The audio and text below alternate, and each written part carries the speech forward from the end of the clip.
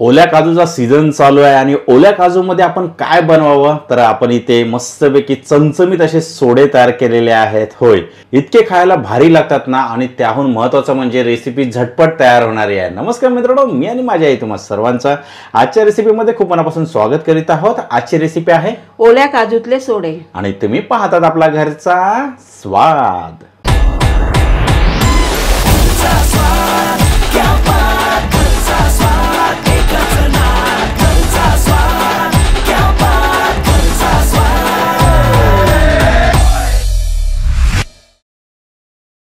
इथे बघा मी सोडे घेतलेले आहेत आणि त्यांना ना मी गरम पाण्यामध्ये 15 मिनिटं भिजवत ठेवलेले आहेत, म्हणजे एकदम मऊसर होतील.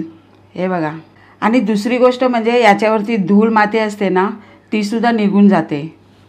त्यानंतर मी इथे ओले काजू घेतलेले आहेत. आता तुम्हाला जर नाही मिळाले तर तुम्ही आपले नेहमीचे काजू आहेत ना, ते घेऊन ते तुम्ही गरम पाण्यामध्ये 1 तास भिजवत ठेवा, म्हणजे तुमचे काजू ओलेसारखे होतील. आता रेसिपीला सुरुवात करण्या अगोदर हे सोडे आहेत ना, ते चांगले आपल्याला धुवून घ्यायचे आहेत. हे बघा, सोडे मी स्वच्छ धुवून घेतलेले आहेत. आता त्यानंतर मी इथे कढईमध्ये तेल गरम करून घेतलेले आहे. आता आपण यामध्ये कांदा घालूया आणि सोबत मिरचीसुद्धा घालूया.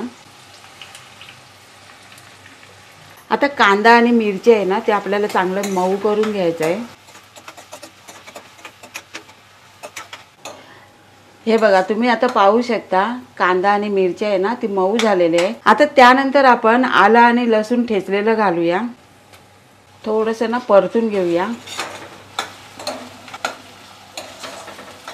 आलं आणि लसूण परतून झाल्याच्या नंतर यामध्ये आपण टॅमॅटो घालूया आणि थोडीशी कोथिंबीर. हे सुद्धा आपल्याला परतून घ्यायचं आहे.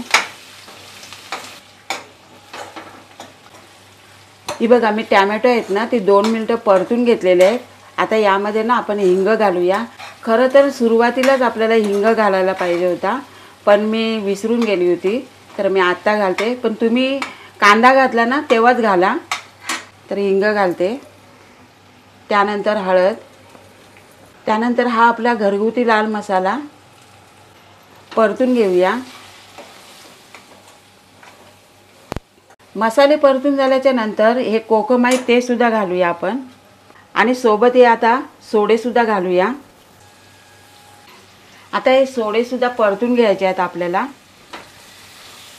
आता इथे मी 3 ते 4च कोकम वापरलेले आहेत, कारण टॅमॅटो घातलेले आहेत आणि कोकमसुद्धा, म्हणजे जास्त प्रमाणात आंबट होईल जास्त जर तुम्ही कोकम घातलं तर. आता यामध्ये ना आपल्याला गरम पाणी घालायचं आहे. थंड्या पाण्याचा बिलकुल वापर नाही करायचा.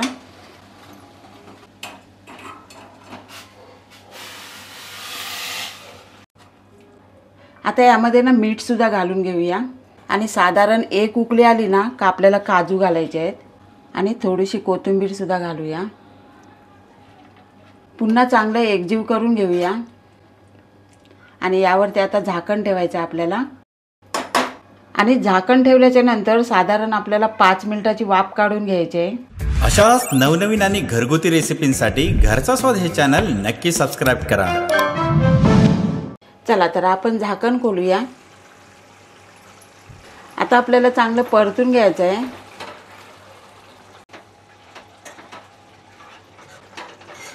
वाह, कसलं भारी चमचमीत दिसतंय. परतून झाल्याच्या नंतर यामध्ये आपण ओले काजू घालूया.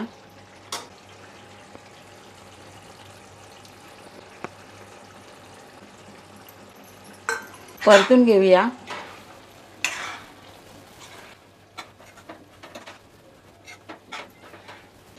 आता परतून झाल्याच्या नंतर आपल्याला बारीक गॅसवरती 10 मिनिटं शिजून घ्यायचं आहे. पण मध्ये मध्ये ना परतत सुद्धा राहायचं आहे, नाही तर खालून लागू सुद्धा शकते. आणि हो, झाकण नाही ठेवायचं. आता गॅस आपला बारीक करते.